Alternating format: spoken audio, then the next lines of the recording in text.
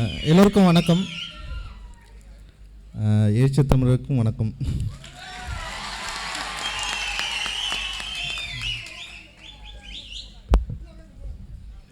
என்னென்னா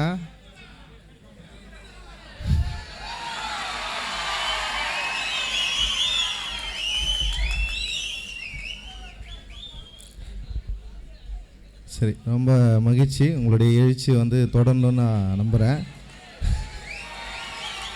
ஏய் பேச விடும்.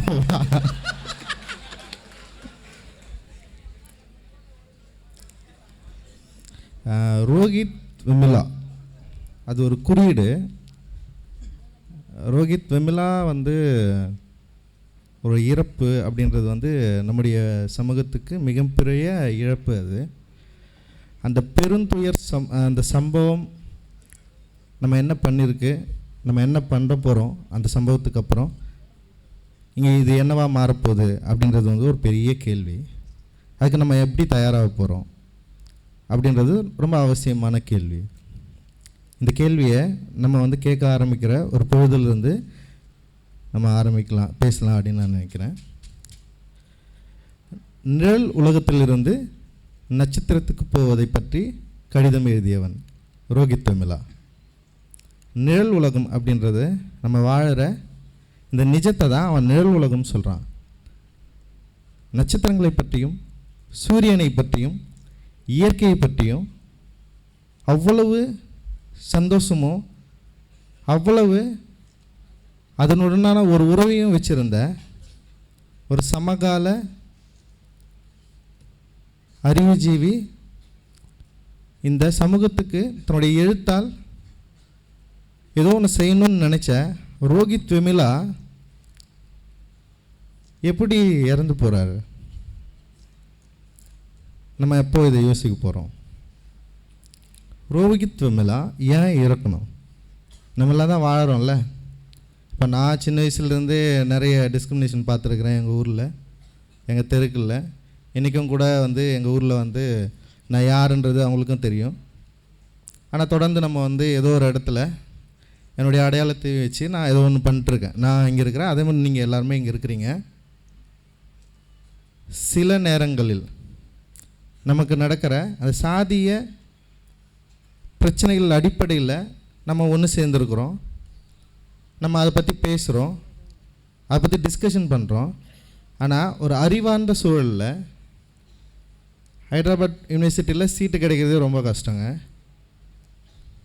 அங்கே போயிட்டு பிஹெச்டி மாணவன் அவன் தொடர்ந்து இந்த அறிவியல் உலகத்துக்கு தன்னால் முடிஞ்ச எழுத்து பணியோ இல்லை ஆராய்ச்சி பணியோ ஏதோ செய்யணும்னு நினச்ச ஒரு சாதாரண இளைஞன், அவனை பிறப்பால் தலித் என்று கூட ஏற்றுக்கொள்ளக்கூடாத மனநிலை உள்ள இந்த சமூகத்திடம் அவன் எஸ்சிஏ இல்லைன்னு சொல்லிட்டு டிக்ளேர் பண்ணுறானுங்க. இப்போது அவன் எஸ்சிஏ இருக்கணும்னு அவசியமே இல்லையே. பெரியார் எஸ்சின்னு சொல்லிட்டா நம்ம பெரியாரை ஃபாலோ பண்ணுறோம்.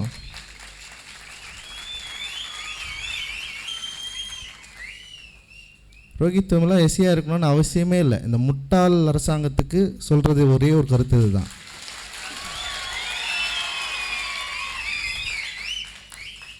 தலித் என்பது ஒரு மனோநிலை. அந்த மனோநிலையை உடையவங்க எல்லாருமே தலித் தான். ஒடுக்கப்பட்டவர்கள் எல்லாருமே தலித் தான். இல்லை சாதி ஒன்றுமே கிடையாது. இங்கே சாதி ரீதியாக ஒன்று சேர வேண்டிய அவசியம் இங்கே தேவையே இல்லை. மன ரீதியாக அப்போ அவன் தலித்தின் தேவை கூட இல்லை. அப்போது அந்த ரோஹித் வெமிலா அந்த கடைசி இரவை தூக்குல போகிறதுக்கு முன்னாடி எழுதின கடிதத்தின் அடிப்படையில் நீங்கள் எல்லோரும் ஒரு நிமிஷம் நினச்சி பாருங்கள். பெரும் வேதனையான ஒரு இரவு அது. கடக்கவே முடியாத ஒரு இரவு. ரொம்ப கஷ்டமான ஒரு இரவு. இந்த சமூகத்தில் பிஹெச்டி மாணவன் சாதி ரீதியாக பல்வேறு இன்னல்களுக்கு அப்புறம் செத்து போகலான்னு முடிவு பண்ணுறான். இங்கே வாழ பிடிக்கல, நிழல் உலகத்திலிருந்து நான் நட்சத்திரத்துக்கு போகிறேன்னு சொல்கிறான். மின்னுகிற நட்சத்திரமாக நான் மாறணும்னு ஆசைப்பட்றான். அந்த ரோஹித் வெமிலா தற்கொலை செய்து கொண்டானா இல்லை கொல்லப்பட்டானா? கொல்லப்பட்டான். யார் கொன்னாது? கிடையாது, நம்ம தான் கொன்னோம். முட்டாள் சமூகமாக இருக்கிற நம்ம தான் கொன்னோம்.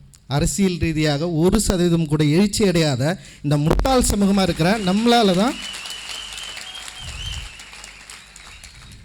நம்ம தான் ரோஹித் வெமுலாவை கொன்று இருக்கிறோம். ஒற்றுமை இல்லை, தலித்துகளிடையே ஒற்றுமை இல்லை. தலித்துன்னு சொன்னால் ஒருத்தன் திட்டுறான். என் சாதி என் சாதி பேர் சொல்கிறதுக்கு எனக்கு உரிமை இருக்குது அப்படின்றது நீ யார் முன்னாடி அந்த சாதியை பேரை சொல்கிறன்றது தான் முக்கியம். சாதி படிநிலையில் படிக்கட்டாக இருக்கிற நம்ம ஒவ்வொரு சாதிக்குள்ளேயும் படிக்கட்டு இருக்குது. உயர் சமூகம் சொல்கிற சாதிக்குள்ளே படிக்கட்டு இருக்குது, தாழ்த்தப்பட்ட சமூகம் சொல்கிற சாதிக்குள்ளே படிக்கட்டு இருக்குது. அந்த படிக்கட்டில் எவன் முன்னாடி இருக்கிறானோ அந்த படிக்கட்டில் இருக்கிறவன் தன்னுடைய சாதியை உயர்வாக, தன்னுடைய பெயரை, தன்னுடைய சாதி பெயரை உயர்வாக சொல்லி பேசுகிறப்போ தனக்கு கீழே இருக்கிற படிநிலையில் இருக்கிற அந்த சாதியாளர்கள் நீங்கள் என்னவா பார்க்குறீங்க?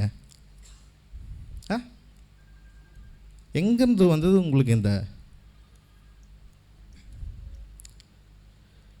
அருந்ததியர்களை, தன்னுடைய சக சகோதரர்களை உன்னை ஒடுக்கப்பட்டிருக்கிறான்னு சொல்லிட்டு ஒருத்தன் உன்னை ஒதுக்கி வச்சிருக்கிறான். உன்னை தாழ்த்தப்பட்ட சமூகம்னு சொல்லிட்டு ஒரு பெயர் சொல்லி உன்னை ஒதுக்கி வச்சிருக்கிறான். ஆனால் நீங்கள் இன்றைக்கி என்ன பண்ணுறீங்கன்னா, தன்னுடைய சாதிக்கு பிறகு, தன்னுடைய பெயருக்கு பிறகு சாதியை போட்டு உன்னுடைய ஒடுக்கப்பட்ட சமூகத்திலேருந்து உன்னை பிரிக்கிறதுக்கான வேலையை நீ பண்ணிகிட்ருக்கிற. நீ பண்பாட்டு அளவில் மிகப்பெரிய முற்றிலுமாக இந்த சமூகத்துக்கு எதிராக ஒன்று சேர்ந்து நிற்கக்கூடிய ஒரு ஒடுக்கப்பட்ட சமூகத்துடைய ஒற்றுமையை நீ சீர்குலைச்சிட்ருக்கிற. நீங்கள் இந்த ஒற்றுமையின்மை தான் ரோஹித் வெமுலாவோட கொலை அப்படின்னு நான் சொல்கிறேன். நான் இத்தனை ஆண்டு காலமாக இன்னும் எழுச்சி பெறாமல், ஒற்றுமை அடையாமல், தலித்தாக ஒடுக்கப்பட்ட மக்களாக ஒன்று சேராமல் நம்ம தடுக்கிற அந்த யோசனைக்குள்ளே நம்ம போய் சிக்கிக்கிற அந்த வேதனையை நம்ம என்னன்னு சொல்கிறது? நம்ம என்றைக்கு ஒன்றுபட போகிறோம்? வெறும் 64 ஓட்டில் அவர் தோக்குறாரு அண்ணன். வெறும் 64 ஓட்டு. அந்த 64க்கு அந்த சைடில் எத்தனை பேர் எவ்வளோ ஓட்டு வாங்குகிறாங்க? தனித்தொகுதி முறை, தனித்தொகுதிகளை எத்தனை பேர் நம்முடைய யோசனைகளை, நம்முடைய திட்டங்களை, நம்முடைய தேவைகளை பேசுகிற ஆட்களாக நம்ம சட்டசபைக்கு அனுப்புகிறோம்.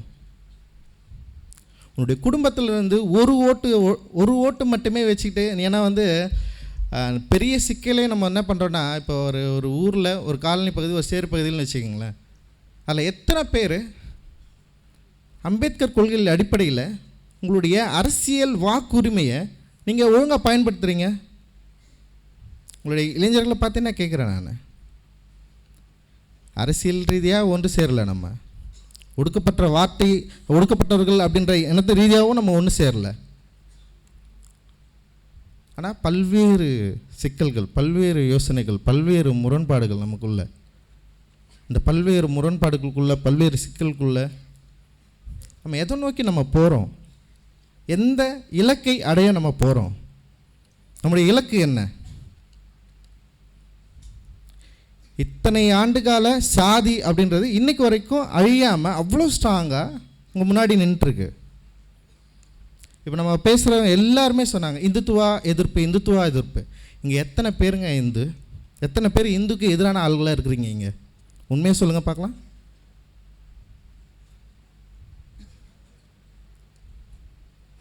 பாதி கூட இல்லை, ரொம்ப குறைந்த பெர்சன்டேஜ்.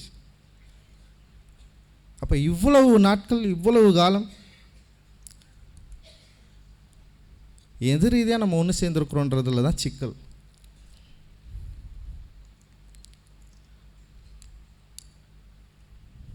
அதை நம்ம யோசிக்கணும்னு நான் நினைக்கிறேன். நம்முடைய இலக்கு என்ன?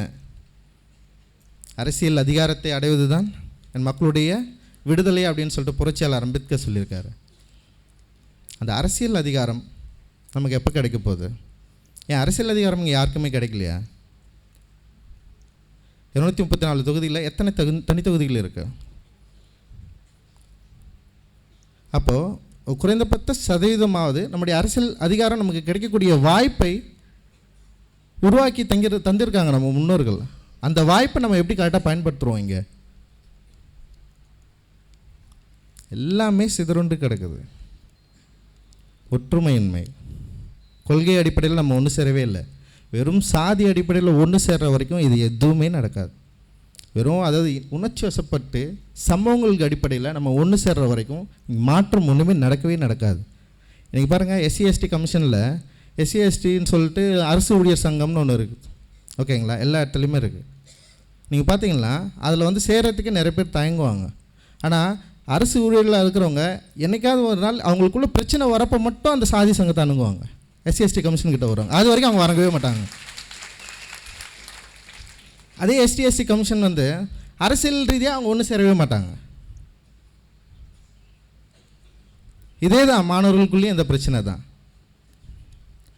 உங்களுடைய பிரச்சனைகளுக்கு அடிப்படையில் மட்டுமே சாதியை வச்சு ஒன்று சேர்றதுக்கு மற்ற சாதி கட்சிகளுக்கும் மற்ற உயர் சமூகத்தோட சாதிக்கும் உங்களுக்கும் எந்த வேறுபாடுமே கிடையாது. அந்த வேறுபாட்டை நீங்கள் புரிஞ்சிக்காம இந்த படிநிலை ஈக்குவாலிட்டிக்கும் அந்த ஏற்றத்தாழ்வுக்கும் சமத்துக்கும் நடக்கிற போராட்டம் இது. நம்ம சமம் அப்படின்ற இலக்கு நோக்கி நம்ம நகர வேண்டிய தேவை இருக்குது. ஆனால் நமக்கு ஆப்போசிட்டில் ஏற்றத்தாழ்வு தேவைன்னு சொல்லிட்டு அவன் போராடிட்டு இருக்கிறான். ஏற்றத்தாழ்வுன்றது ஒரு பெரிய பயங்கர ஸ்ட்ராங்காக ஒன்று இருக்குது. அது சமம் வந்து இப்படி இருக்குது, எப்படி இடித்து அதை தள்ளணும். அதை அப்போ அந்த சமம் வந்து பலமாகணும்னா ஒற்றுமை மட்டுமே தான். இந்த ஒற்றுமை எந்த வழிகளெல்லாம் நமக்கு கிடைக்குதோ அந்த வழிகளெலாம் நம்ம பெற வேண்டிய அவசியம் இருக்கிறது. அதை புரிஞ்சுக்கிட்டு நம்ம அதை நோக்கி நகரணும் அப்படின்னு நினைக்கிறேன். முக்கியமாக வந்து நம்ம அடுத்த கட்ட நகரை நோக்கி நகரவே இல்லை.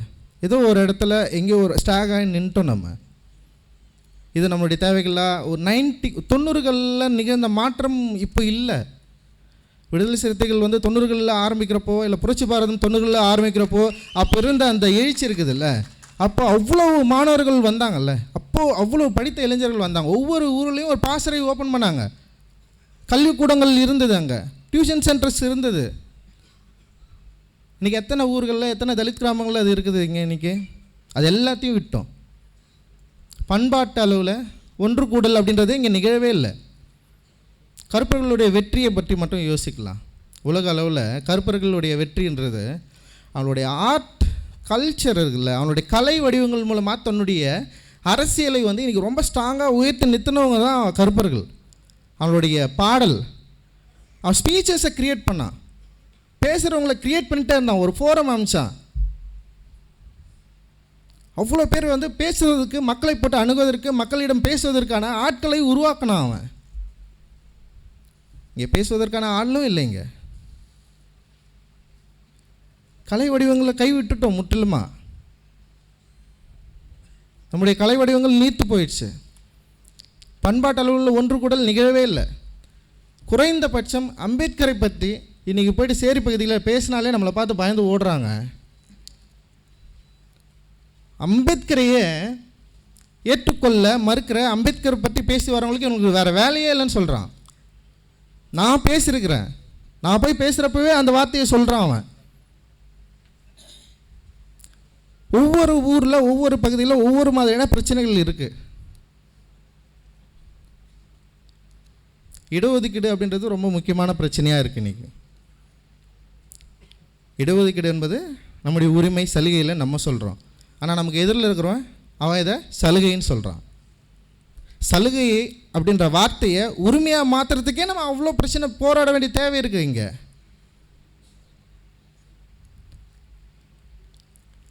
அப்போ நம்முடைய உரிமை அடுத்த கட்டத்துக்கு போகணும், நகரணும். இன்னும் வந்து நம்ம இடஒதுக்கீடு பற்றியே பேசிகிட்டு இருக்கிறோம். இதுக்கப்புறம் நம்ம போகணும், நிறைய இடம் இருக்குது நமக்கு.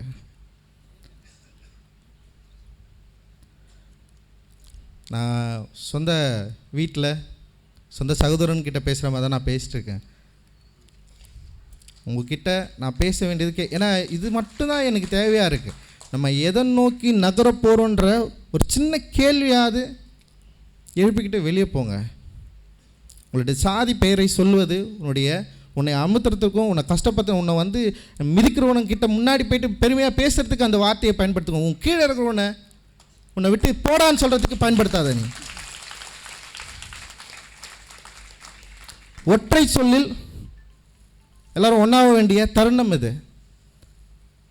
எல்லாரையும் நமக்கு அதாவது இஸ்லாமியர்களை தவிர எல்லாரையும் வந்து சேர்த்துக்க வேண்டிய தேவை நமக்கு இருக்குது. ஏன்னா நம்ம ஈக்குவாலிட்டியை பேசுகிறோம், சாதி பிரிவினை பற்றி பேசல. அப்போ ஈக்குவாலிட்டி பற்றி பேசினா எல்லாமே ஒன்று, சமத்துவம் இல்லை, அவ்வளோ அற்புதமான வார்த்தை சமத்துவம்.